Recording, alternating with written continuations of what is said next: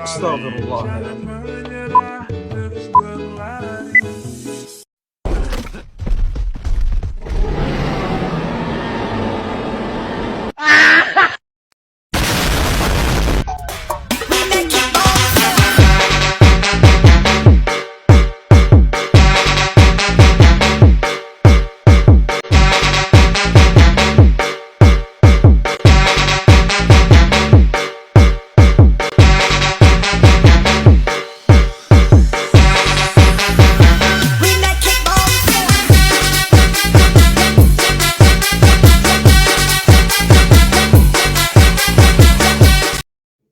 Walaupun masa jaya kerajaan Islam di Nusantara tidak berlangsung lama, namun tetap memberikan pengaruh besar yang masih bisa kita rasakan saat ini.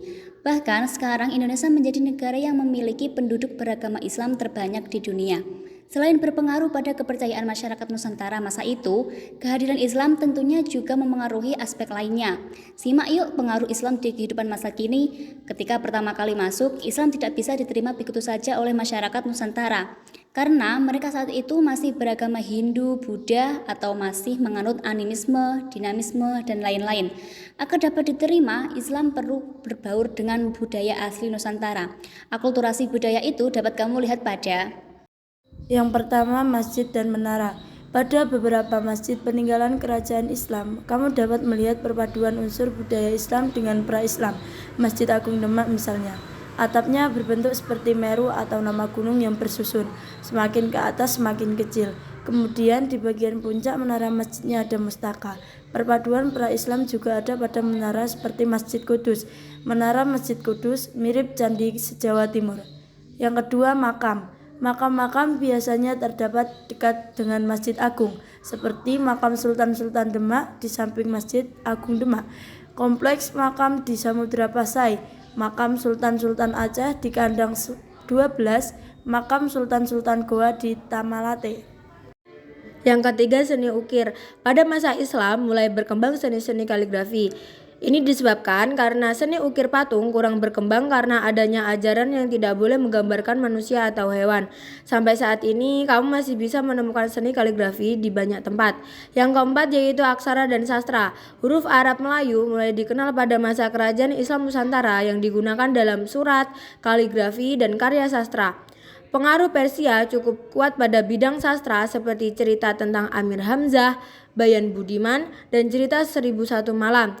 Ada 4 macam seni sastra masa Islam, yaitu A.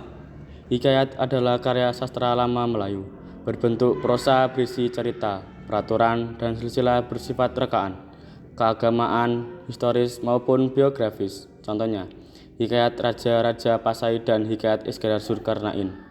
B. Babat adalah karya sastra kisahan berbahasa Jawa, Sunda, Bali, Sasak, dan Madura yang berisi tentang sejarah dengan balutan mitos. Contohnya, Babat Tanah Jawi dan Babat Cirebon.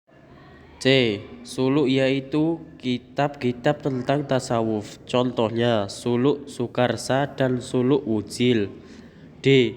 Syair adalah sajak-sajak yang terdiri atas 4 baris dalam setiap baitnya. Contohnya, syair pada lisan makam Putri Pasai di Minye Tujoh. Yang terakhir yaitu kalender. Apakah kalian pernah dengar perayaan Satu Suro di Yogyakarta? Itu adalah salah satu pengaruh Islam yang masih bisa kamu ikuti sekarang. Akulturasi budaya pada perayaan tersebut berawal dari penyampuran kalender Saka dengan kalender Islam yang akhirnya melahirkan kalender Jawa. Dalam kalender Saka ada nama hari seperti Legi, Pahing, Pon, Wage, dan Kliwon. Sedangkan dalam kalender Islam ada nama bulan Muharram, Safar, Rabiul Awal, Rajab, Syaban, Ramadan, dan Syawal. Selain itu, nama-nama harinya adalah Ahad, Isnin, Sulatsa, Arba'ah, Khamis, Jum'ah, dan Sabtu. Perpaduan keduanya melahirkan kalender Jawa yang memiliki nama bulan Suro, Safar, Mulut, Rajab, Ruah, Pasa, dan Sawal. Selain itu, nama-nama harinya menjadi seperti Legi, Pahing, Pon, Wage, dan Kliwon.